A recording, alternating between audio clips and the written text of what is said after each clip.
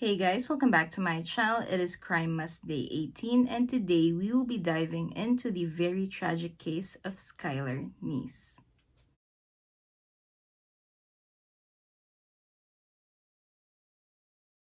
Skylar Annette Neese was born on February 10th, 1996. She was raised in Star City, West Virginia by her parents Dave and Mary.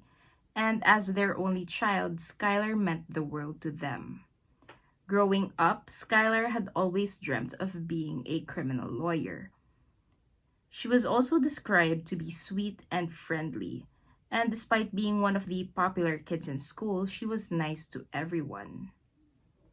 When she was in the second grade, she met a girl named Sheila Eddy at a community center, and the two instantly became best friends.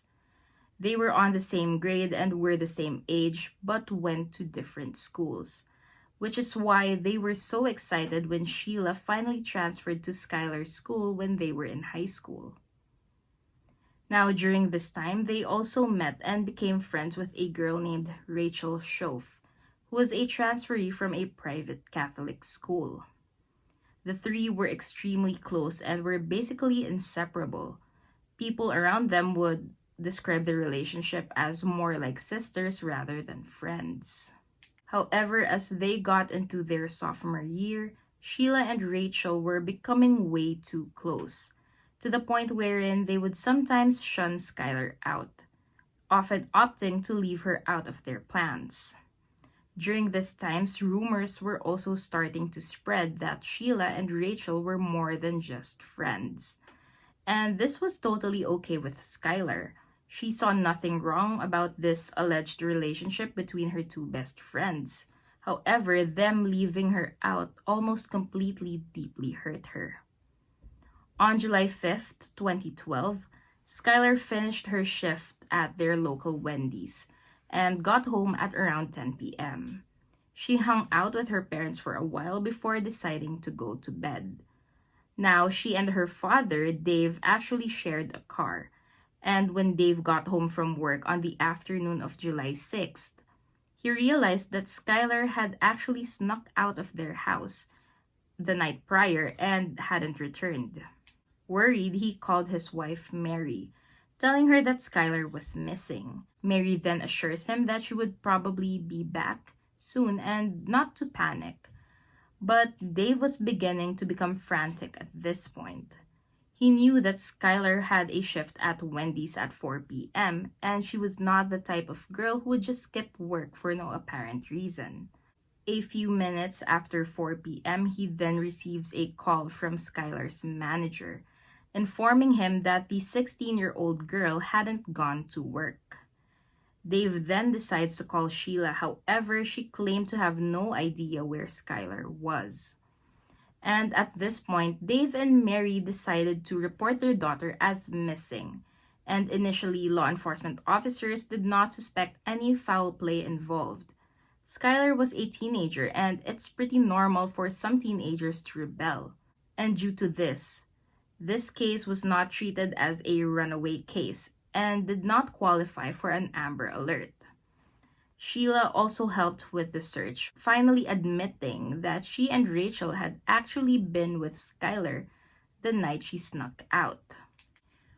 According to Sheila, they picked Skylar up at around 11 p.m. They hung out for about an hour before they dropped her off at the end of the street. And because of this, the FBI got involved. This was now a possible kidnapping case. Mary and Dave were, of course, at a loss. This was their only child, and they had no idea where she was or what happened to her. But the person who seemed to be the most affected was Sheila, Skylar's best friend. Now, Sheila tried her best to help with the search, telling everyone that she wished she knew more. And she did. She knew exactly what happened to Skylar that day.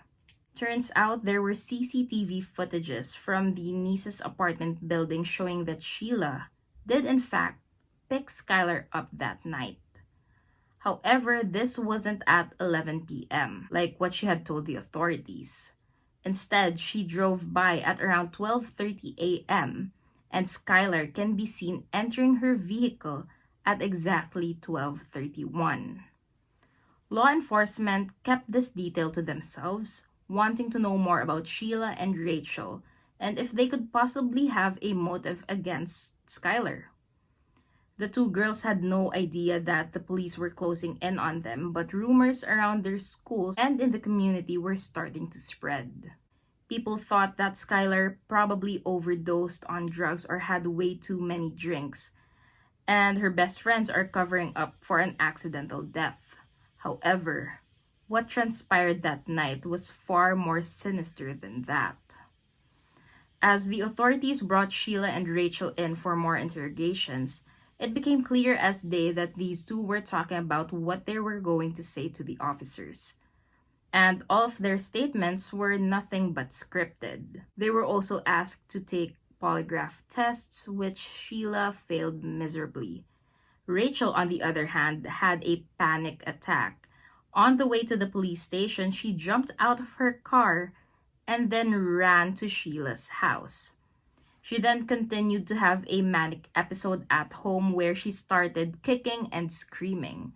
Her parents had to call for emergency services as they were not able to contain Rachel anymore. And this resulted to her staying in a psychiatric facility for 5 whole days. Now, during this time, Sheila was not allowed to visit nor speak to her. These were orders from Rachel's parents, finally realizing that Sheila was a bad influence to their daughter. Now, after getting released from the facility, Rachel herself volunteered to come in for an interview and finally take that polygraph test. And there in the interrogation room, Rachel Schoaf finally cracked. "We stabbed her," she told the authorities. And they were astonished.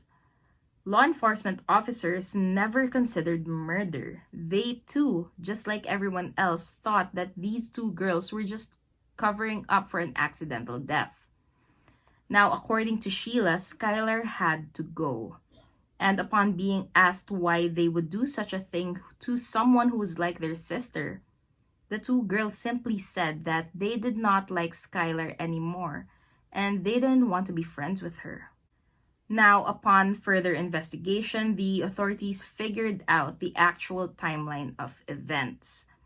At 12:30 a.m. on July 6th, Sheila and Rachel picked Skylar up from her home.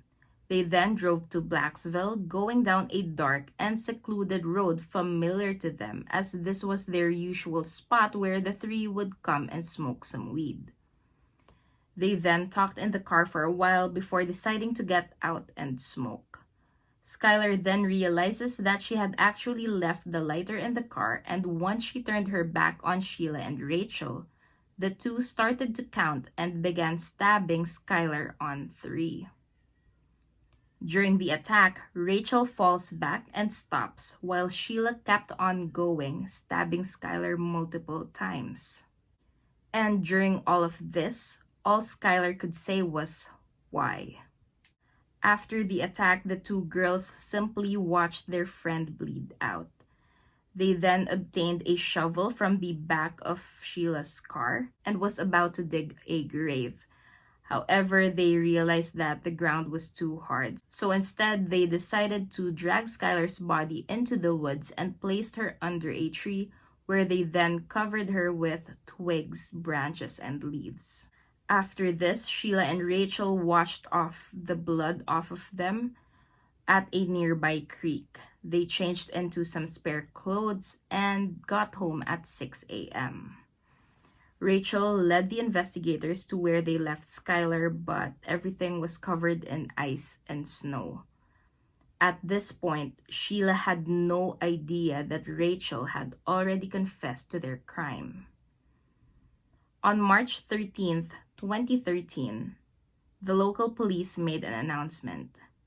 They had found and retrieved the remains of 16-year-old Skylar Neese. On May 1st of the same year, Rachel Schoaf turned herself in and pled guilty to second-degree murder. She was given a plea deal and was given the sentence of 30 years with a possibility of parole after 10 years. She then made a heartfelt apology to Dave and Mary in court. But the grief-stricken parents refused to accept this, understandably. Sheila Eddy, on the other hand, was tried as an adult and was found guilty of the kidnapping and murder of Skylar Neese. She was given a sentence of life in prison with the possibility of parole after 15 years. She never issued an apology to the Neese family. And again, just like yesterday's case, I have no words for this one. I just couldn't imagine what it was like for Skylar. I can't imagine what was going through her head as her best friends were stabbing her to death. Clearly, Skylar did not deserve that, and if Sheila and Rachel did not want to be friends with her anymore, there are other ways to figure that out. They could have talked to her and just told her the truth instead of murdering her in cold blood. Again, this was a heavy one, but I would love to hear your thoughts on this case. Should there be any other case that you would like for me to cover, please let me know by leaving a comment. Thank you so much for tuning in, and I will see you guys tomorrow.